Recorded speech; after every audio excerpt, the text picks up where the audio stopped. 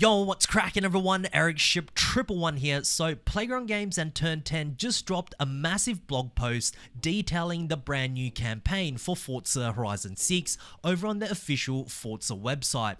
Now, we did get a brief look at how Horizon 6 structures their campaign from the Xbox Developers Direct.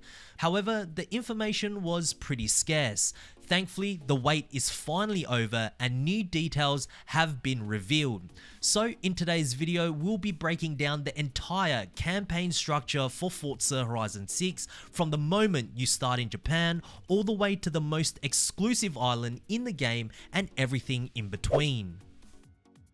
So back in Forza Horizon 4, you arrived in Britain as a superstar. Everyone knew your name and you were the main event. In Forza Horizon 5, you rolled into Mexico again as an already respected and established racing champion.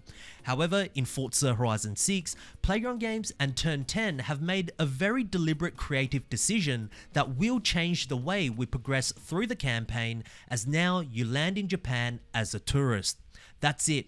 You have no legacy, you have no reputation, none of your past glories matter, and you'll be starting from absolutely zero with nothing but the ambition of becoming a Horizon racing legend. Now, why is this important? Well, because it fundamentally changes the emotional stakes, if you will, while progressing through the campaign. Every race, every wristband you earn, every moment will genuinely feel much more satisfying to achieve. I'm very happy to see that the developers have gone back to a more old school campaign approach, and the cool part is you'll have additional companions joining you for your journey in Japan. In Forza Horizon 6, you will not be going through the entire campaign alone, as two new Horizon characters called May and Geordie will be right there with you for every step of your Horizon journey.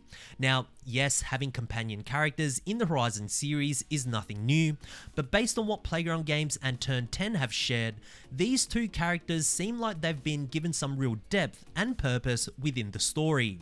First, we have Geordie, who is described as a passionate motorsports enthusiast who understands the competitiveness of racing, while May, on the other hand, genuinely feels like a new character in the series, as she is not only an experienced Japanese car builder, but she will also provide you with cultural insights throughout your time in Japan.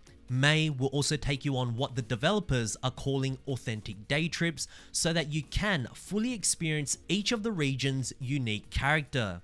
I think this is a brilliant way to finally get players to properly explore the map, as for previous Horizon titles, no matter how good of a map the developers have made, you're left to explore and discover everything alone, which is fine, but having some guidance is always welcomed.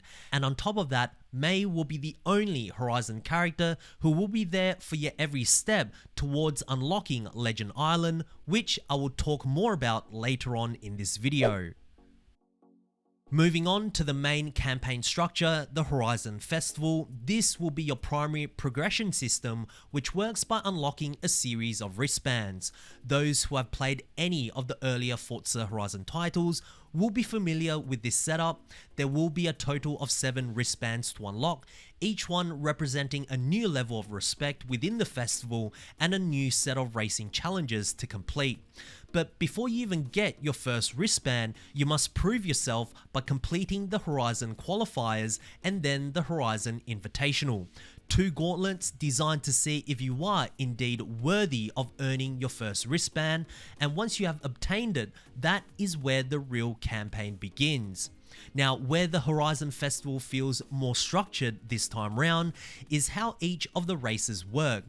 Every festival race you enter for the first time will feature a car theme with a specific set of cars tailored to the event. Whether it's a road racing event, dirt event, or even a cross-country race, each of these events has its own unique rules and requirements to compete in. As you earn more wristbands, these car themes will change with events featuring more thrilling and faster cars. Again, Playground Games and Turn 10 are listening to the criticisms from recent Horizon titles. Back in Horizon 5, you can just buy or already be gifted with a very fast car and simply use that for majority of the events from the very beginning. Now for Forza Horizon 6, it seems like the cars you have in your garage actually matter, and you'll probably need to use them for at least one event throughout the Horizon Festival campaign. But what happens after you have completed a race event with a specific car theme for the very first time? After an event has been completed, the race customizer then unlocks for that specific event. Here is where you'll be able to customize your race, which is very similar to the custom blueprint option we had in Horizon 5. You'll be able to adjust the number of driver tars of up to 11 for a race, choose the different seasons, weather conditions, time of day, time progression, number of laps, rewind availability, camera lock, and traffic. By default, the race customizer will always select the car theme based on the current car you're in, but you can also choose from pre-made classes to type-based restrictions too. Or if you'd like, you can even pick each individual car that is permitted for your event. So yeah, really, it's not different to what was already available in Forza Horizon 5.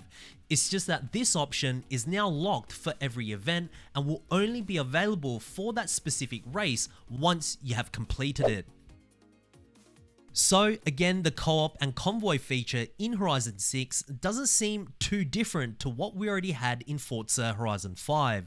If you are a player with your friends and set up an event as a convoy leader, the rest of the convoy will join and play that event the way you shaped it from the race customizer. Now, if you are playing alone or looking for a group to join, this is where it gets a little different to Horizon 5, as now players can casually drive to a car meet and join or start a convoy there. No lobbies, no menus, no loading screens. Simply show up, find some other Horizon players and start racing or explore Japan together.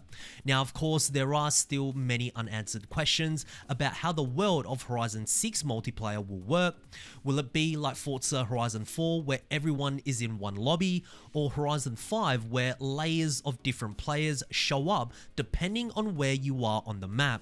We don't exactly know yet, as this reveal doesn't cover the multiplayer aspect, so I guess we will just have to wait and see. So you've now been completing the festival events, you've been exploring Japan, collecting stamps, which we'll also get into later on in this video, and now you're ready to earn your next wristband. Now, in order to get your next wristband, you must complete what is called a wristband event. Now, some of these are essentially showcase events we know and love from the Horizon series. They're often theatrical, over the top, and you're usually racing against something else other than a car. For anyone who has watched the developers direct, we got a tease of what one of the showcase events would be, which is racing against Horizon's own mech called the Chaser Zero. Now, I'm very curious to see how this mech will race. We have never seen anything quite like this before in any of the previous Horizon titles, but it certainly fits with the Japanese setting. And the other wristband event is called Horizon Rush. Described as the ultimate test of a driver against the course, these high-speed obstacle courses are set in some of the most spectacular locations in Japan, which include the Tokyo City docks, which we already saw teased during the developers direct, but also the Sotoyama ski resort and Irokawa space station. Both seem to be fictional places, as I couldn't find their real-world counterpart. Now, the goal of the Horizon Rush is to complete the course as quickly as possible to earn a maximum of 3 stars and climb the leaderboards. So I guess the results are calculated similarly to how they were with the Horizon story chapters from Horizon 5, except this time throughout each run, split times will be tracked so that you can see exactly where you are gaining or losing time.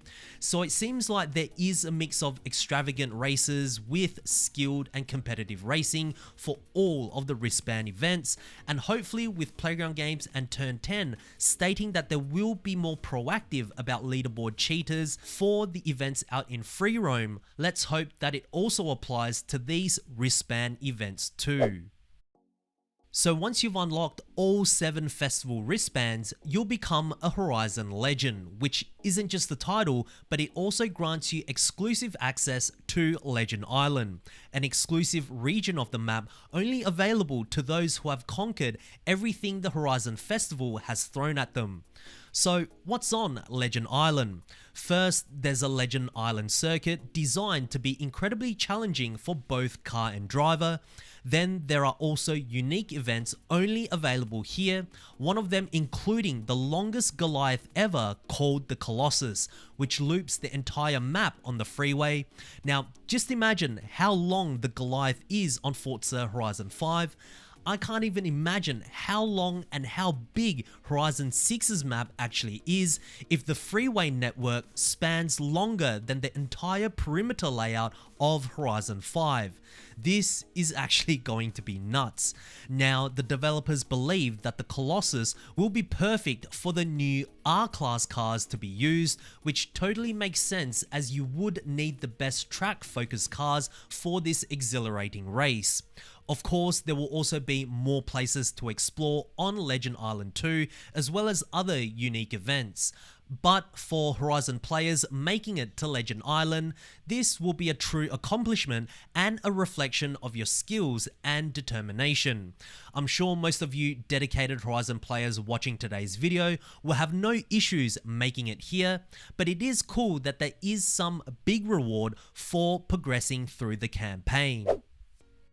Now, what if I told you everything I mentioned about the Horizon Festival was only half of the picture?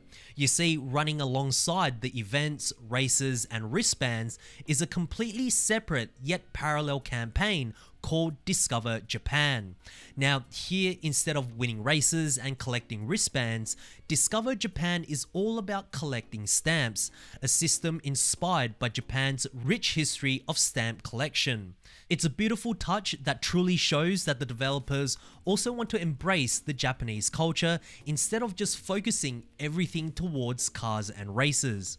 Now, what's awesome about this side of the campaign is that everything you do earns progress towards the next stamp. Whether you're taking photos while cruising the roads of Japan, delivering food as a side hustle, collecting new cars, or playing through Horizon stories, everything matters even if you have no real end goal in sight.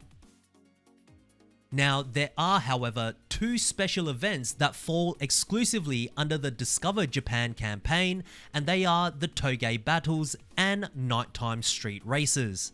Now, unlike the structured Horizon Festival, where hypercars are locked behind the purple wristband, which is quite late into the game, in these unofficial races, there's essentially no restrictions. Bring any car you want for these battles, which I think it's brilliant. Finally, there's a clear distinction between the structured events and these Discover Japan battles. I wonder though, and I'm not sure if this will be implemented, but if the Toge battles and nighttime street races only appear on the map when the map gets dark, I think that would really give it a much more immersive and authentic experience. Essentially, Playground Games and Turn 10 are offering 2 parallel campaigns designed for 2 kinds of players, one who loves to grind starting from the ground up, or those who want to be in the fastest car as early as possible and see what happens. I'm glad that for Forza Horizon 6, both Playground Games and Turn 10 are offering both. So everything you do, whether it's in the Horizon Festival or Discover Japan, all feeds into one tracker called the Collection Journal. Here you will see both your campaign progressions side by side, and it's where you can redeem additional rewards like new cars, credits, and cosmetic items for completing specific activities and challenges. Every photo you take is also saved here too, giving you a personal travel diary of your time in Japan. Don't worry if you take a better photo sometime down the track, as you can swap out the older photos for the new ones. Collecting stamps for your journal also unlocks in-world rewards too, like player houses with customizable garages all across Japan for you to buy. There are also barn find rumors that we all know and love, and of course the estate, a mountain valley where you can build and decorate directly in the open world. We briefly saw it in the developers direct, and anything you construct there is permanent. It's essentially your own personal customizable space where you can invite other players to check out. Just remember, only the leader of the convoy's estate will be visible when you are in a game session with your friends. One more thing to note is that cross-save will be available on all platforms for Forza Horizon 6. Anyways, that's pretty much everything you need to know about the official campaign for Forza Horizon 6. What do you guys think about all of this? Share us all of your thoughts down in the comment section below, as I do read all of your comments, guys. But anyways, if you guys did enjoy today's video, please make sure to smash a thumbs up button, as it really does help me out. And of course, if you guys would like to stay up to date with everything Forza Horizon 6 related, be sure to subscribe, and I hope to see you guys in the next video. Peace.